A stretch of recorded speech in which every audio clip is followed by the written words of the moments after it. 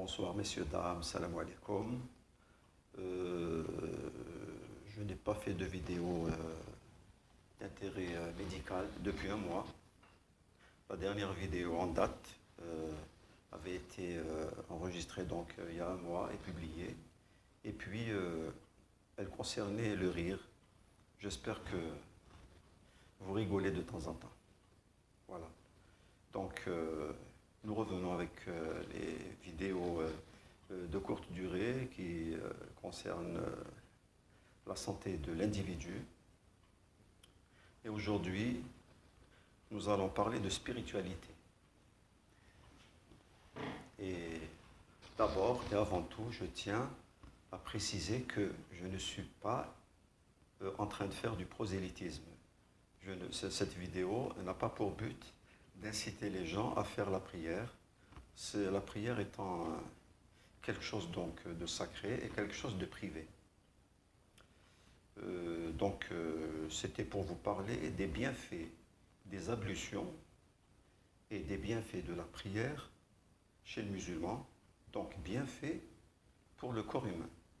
Les bienfaits des ablutions et de la prière donc pour le corps humain. Et on commence donc par les ablutions, l'odo. Il faut savoir que les ablutions, c'est 5 fois par jour. La journée commence chez les musulmans par, donc, après la prière du crépuscule, après la prière du Maghreb. À l'inverse du calendrier grégorien, où la journée du lendemain commence à partir de minuit. Chez les musulmans, la journée du lendemain commence à partir donc de la prière du crépuscule, la prière du Maghreb. Donc il y a 5 appels à la prière. Celui de l'aube, le dernier tiers de la nuit. Ensuite, pas de prière jusqu'au milieu de la journée. Ensuite, à partir donc du milieu de la journée, la prière du Dohr, toutes les 2 heures, on a une prière. Après la prière du milieu de la journée, vient la prière de l'Asr. La prière de l'Asr, c'est, si vous voulez, le moment où l'ombre égale l'objet. L'ombre est de la même taille que l'objet, que l'homme. Par exemple, quand vous marchez dans la rue, vous remarquerez juste au moment de la prière, avant ou après la prière de l'Asr, que votre ombre est égale à votre taille. Ensuite, 2 heures après environ, arrive la prière du crépuscule, le Maghreb. Ensuite, 1 heure et demie après, vient la dernière prière donc, de la nuit, la prière de l'Aïcha, et qui veut dire que le disque solaire a complètement disparu au niveau de la mer. Donc, on arrive aux ablutions. Les ablutions se font avec de l'eau froide, de préférence. On doit donc frotter différentes parties du corps avec de l'eau froide. Il faut frotter. Et quand vous frottez, avec le contact de l'eau froide, le contact de ces parties du corps, apporte un bienfait à l'individu et apporte des ondes de bien-être. Vous êtes envahi par les ondes de bienfaisance, des ondes de bien-être. Donc, c'est le visage, ce sont les mains, les avant-bras, le visage, les yeux, la bouche, le nez. Ensuite, donc les avant-bras, ensuite les oreilles, les cheveux, et on termine par le lavage des pieds, 3 fois à chaque fois. Et il faut savoir également que les différents organes du corps humain se projettent au niveau de la plante du pied. Quand vous allez voir par exemple quelqu'un qui va vous faire des séances d'électropuncture, d'acupuncture. Vous avez par exemple une migraine, il va vous placer les aiguilles carrément au niveau de la plante du pied.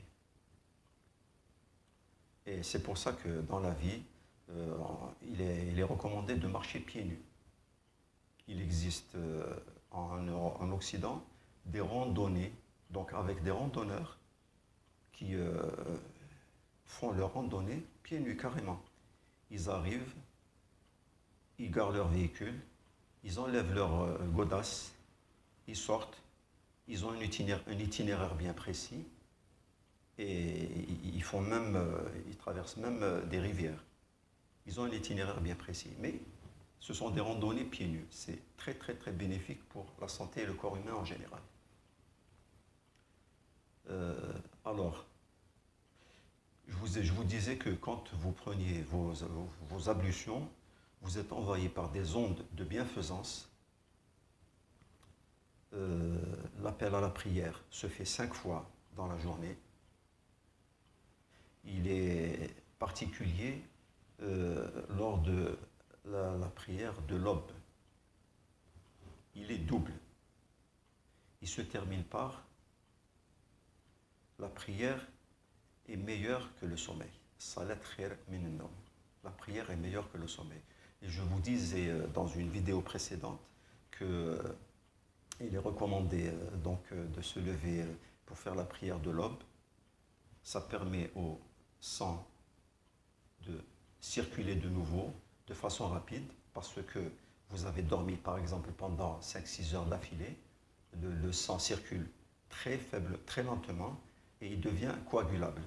Donc, quand vous vous levez au dernier tiers de la nuit, vous évitez, pas à 100%, vous évitez au grand maximum donc de faire un AVC, de faire un caillot sanguin, qui se termine donc par un AVC, une paralysie. C'est pas moi qui le dis, ce sont les chercheurs d'Occident, donc qui planchent sur les bienfaits de la prière mahométane. Également, le mois hégirien est un mois lunaire, c'est-à-dire ce sont des mois qui se terminent par 29 jours ou bien 30 jours, à l'inverse du calendrier grégorien, où les mois se terminent par 30-31 jours. Alors, on va maintenant aborder le sujet de la prière. La prière peut se faire en commun, c'est-à-dire dans une mosquée, derrière un imam, ou bien elle peut se faire à la maison, carrément, en privé. Mais les bienfaits de la prière en commun sont énormes par rapport, toujours sur le plan intérêt pour l'équilibre du corps humain. Les bienfaits de la prière en commun sont énormes par rapport aux bienfaits de la prière individuelle. Donc, quand vous faites la prière, vous êtes debout. Ensuite, genuflexion, 90 degrés. Et pendant cette genuflexion, le plexus solaire qui se trouve là, le plexus solaire, donc qui est, si vous voulez, le centre des émotions, le plexus solaire est comprimé et l'imam fait durer exprès cette genuflexion pendant 1 à 2 minutes. Ça apporte beaucoup de bienfaits à l'organisme. Ensuite, après la genuflexion, vous vous relevez, prosternation. Et pendant la prosternation, vous avez 7 points du corps qui sont au contact du sol.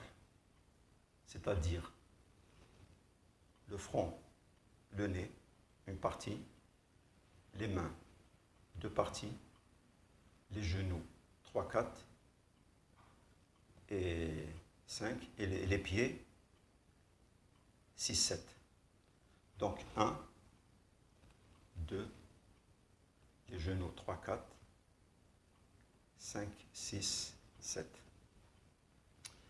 Le chiffre 7 est très important dans le Coran et en islam.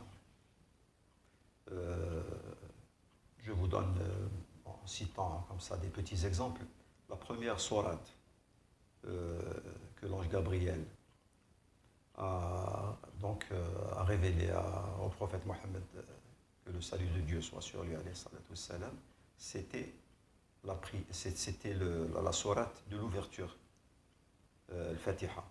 La sourate de l'ouverture Fatiha, donc première sourate du Coran, première sourate révélée, contient 7 versets. La dernière sourate du Coran, sourate al-Ikhlas, contient 7 versets également. Dieu, dans le Coran, nous parle souvent des 7 cieux superposés au-dessus de nos têtes. Il nous parle également de la similitude entre Isa, Jésus-Christ, alayhi salam, et Adam, Sayyidina Adam, alayhi salam. Dieu donne en exemple Adam et Jésus, Isa. Il dit dans un verset l'exemple de Jésus, de Isa, est le même que celui de Adam, parce qu'ils ont tous les deux été créés par un miracle de Dieu. Et quand vous faites l'addition, Isa plus Adam, ça vous donne toujours le chiffre 7. Quand vous faites des circonvolutions, donc des rondes autour de la Kaaba, il faut en faire 7 également. Quand vous faites des allers-retours, Safa et Marwa, les 2 collines, donc c'est toujours le nombre de 7. C'est un chiffre béni donc, en islam.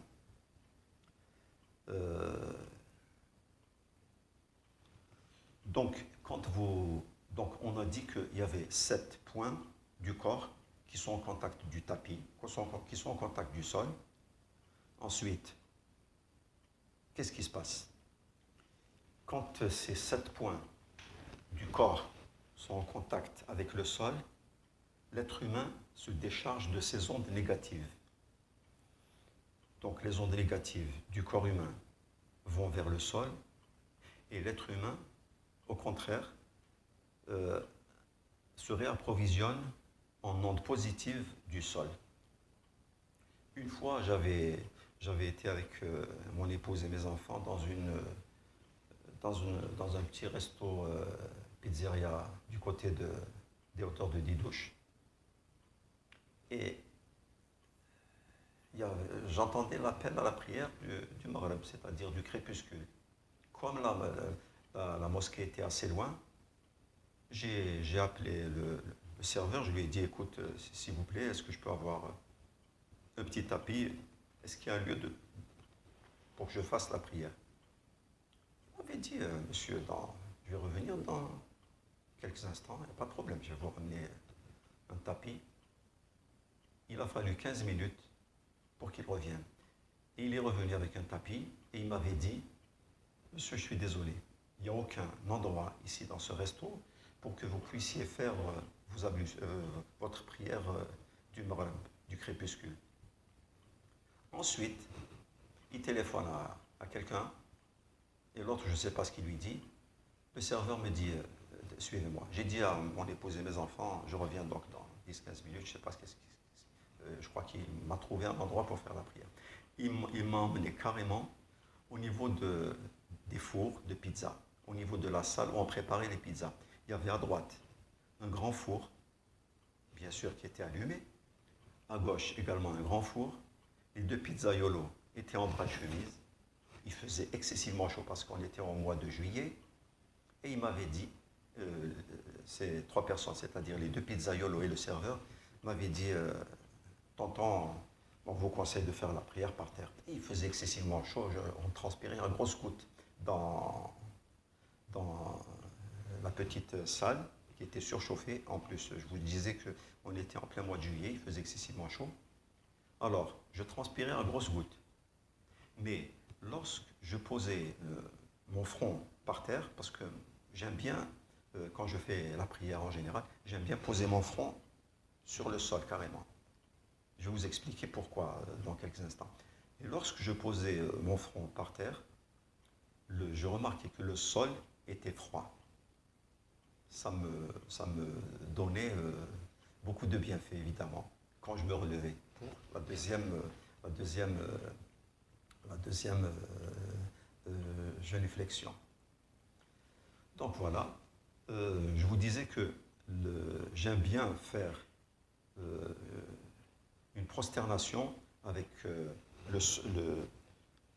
avec le contact du front sur le sol, carrément. Le sol étant froid, ça permet à la circulation cérébrale donc au niveau du lobe frontal, de s'accélérer, d'aller un peu vite, parce que le lobe frontal est le lobe, qui emmagasine les énervements de la journée, toutes les tensions, les disputes. Et quand vous vous prosternez déjà, même sur un tapis, vous en retirez beaucoup de bienfaits. Donc, une fois que la prière est finie, j'oubliais. Donc, prosternation. Après la prosternation, il faut se relever, bien sûr, pour se remettre debout. Il est recommandé de se relever en prenant appui, en s'aidant des muscles des jambes, sans prendre appui sur donc, les paumes des mains. Il faut se relever, je répète, carrément avec la force des jambes, sans prendre appui sur les paumes des mains. Ça permet à la circulation veineuse des membres inférieurs de redémarrer très vite. Donc, il y a un retour veineux très rapide.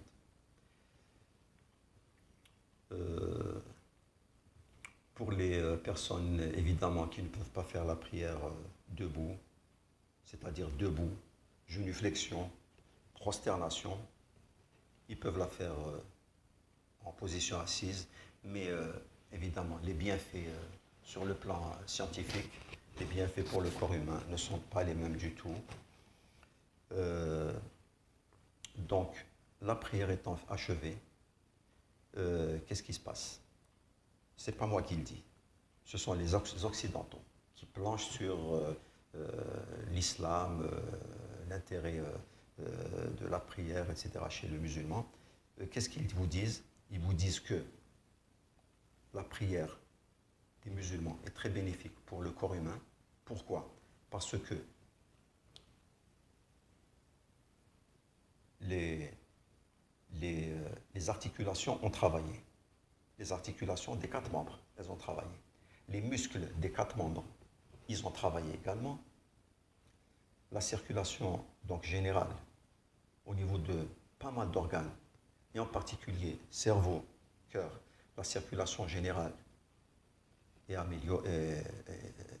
améliorée parce qu'elle s'est faite vite, grâce aux différents mouvements que vous faites. Et vous en tirez, bien sûr, un bienfait important. Que dire de plus?